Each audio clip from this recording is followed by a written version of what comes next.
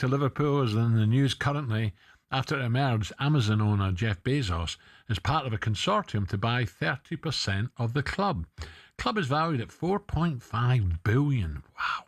So the major shareholders, FSG, would receive $1.35 billion while still keeping main control of the club. Amazing. To explain more, delighted to say join us in the studio is football finance expert Stefan Borson. A very good morning, Stefan. Good morning, Stefan. Morning. I can't go over that, the value. Unbelievable. It's valued at $4.5 billion. Yeah, well, look, they've done an amazing job since they bought the business. They bought it for $300 million. That's unbelievable. You'll remember it was in some distress, and actually they've said themselves, I think Mike Gordon said recently that when they bought it, they were quite close to administration. It was very serious. So, look, they got it for a bargain price. I think from a business perspective, they've done pretty much everything perfectly well since then, and they've reaped the rewards. And by the way, they're in for zero because they've already sold bits of it off to other private equity co-investors. Yeah. And so they're in for zero. This will be, £1 billion in their pocket. Lovely. And I think it's a precursor to a full exit in due course. What about Liverpool fans then? You know, we're talking about the biggest clubs in the world earlier and the biggest clubs, top 10 in Britain. Liverpool, of course, right up there. What about their fans? Are they a bit dubious about Jeff Bezos with some of the reputation he brings? For me, he's a fantastic businessman. Yeah. Well, look, they've got that issue with all of the consortium. I think that the Bezos thing is a bit of a red herring in some respects. He's only part of the consortium, and you're talking here about a consortium of a number of multi-billionaires. So Amit Bhatia, who's been at QPR on the board there for a number of years, his father-in-law. The airline man. That was a co-investor, but this is Laxi Mittal's son-in-law, Steel magnets. Yeah, so he himself is worth $30 billion on the latest Forbes number, and probably even more. You know, we're talking about a consortium of some of the richest people in the world. Yeah. Stefan, what changes now, though? Liverpool fans listening will say, well, we've got billion pound owners anyway. We spend a lot of money. Will Liverpool be able to spend money now? The rules are still in place, aren't they? That you can't spend whatever you like. So what changes with this investment? I think that's the key summary, is they're already in this world, you know, of private equity owners and high net worths. And actually probably very little changes in terms of what they can spend. I mean, we are talking about a situation where they spent, £400 million last summer. So Liverpool fans don't panic. Well, I think it's probably the other way. They probably slightly object to the sort of commercialisation of Liverpool Football Club as a global asset, so that the language that these guys are going to talk is all about assets, asset classes, all of the sort of very much Wall Street language. And that's the sort of thing that I think Liverpool fans are going to go, hang on a minute here, we're a football club.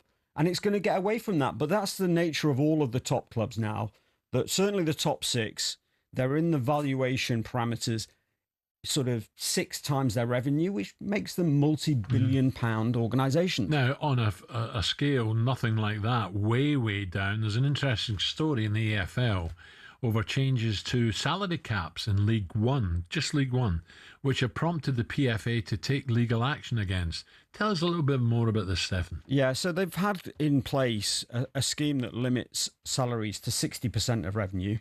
Over the summer, they brought in a rule that's going to reduce it to 50% of revenue.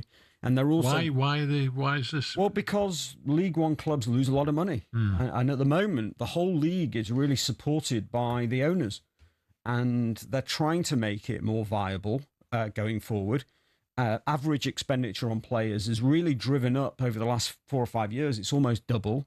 Losses just continue to increase. Owner funding is probably on average something like 4x where it was 5 years ago. So the metrics are really quite poor for League One. Seems like MK Dons, they spent a lot, didn't they, on wages for players last season. They're promoted now to League One. Will they be in trouble with these rules?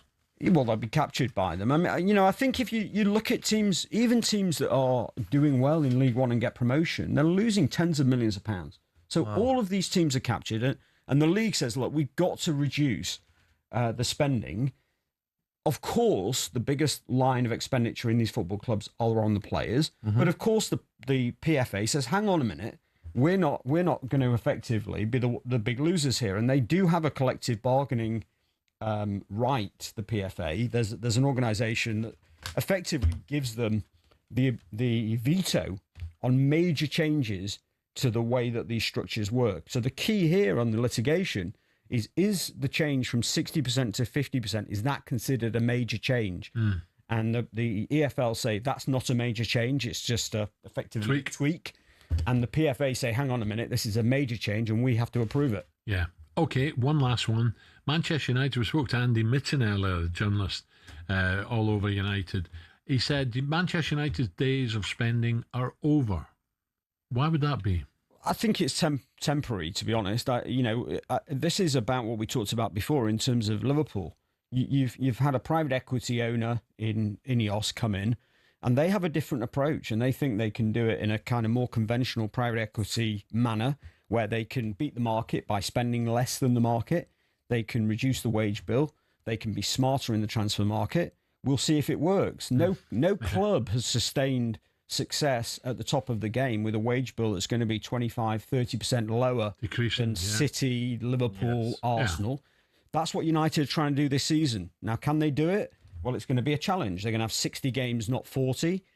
Is the squad going to be big enough? Is the squad going to be high enough quality? That's going to be their challenge. But I think for now, what they're trying to do is right-size the wage bill that they believe is the right size, which is closer to the sort of Tottenham Hotspur history, but is miles away from where City are going to be close to £500 million wage bill. Wow.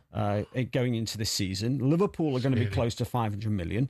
Arsenal are going to be probably at 425, 450, depending on what happens in the transfer market.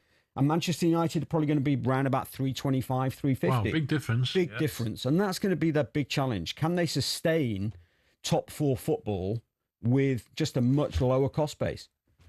Interesting. Brilliant. Stefan, thank you for that. Stefan Borson there, football finance expert. Interesting. What about that United? That's a big difference what they're going to spend or what they can spend compared Especially getting into the Champions League. Haven't the wages going to be higher because they've qualified for Champions League? Yeah, so they've got a number of players who will be on a 25% uplift. 25%. We see it in the accounts. We don't know exactly what it is, but apparently what they've done going forward is they've tweaked a lot of even those contracts, whereby if you haven't played in the team that qualified, then you're not automatically entitled to the uplift. Yeah, so so yes, Rashford will be because he's got one of the older contracts. But a player, I can't think of an example, but a player that didn't play very much last season may not be entitled to the uplift. Yeah, makes sense. Interest contracts now.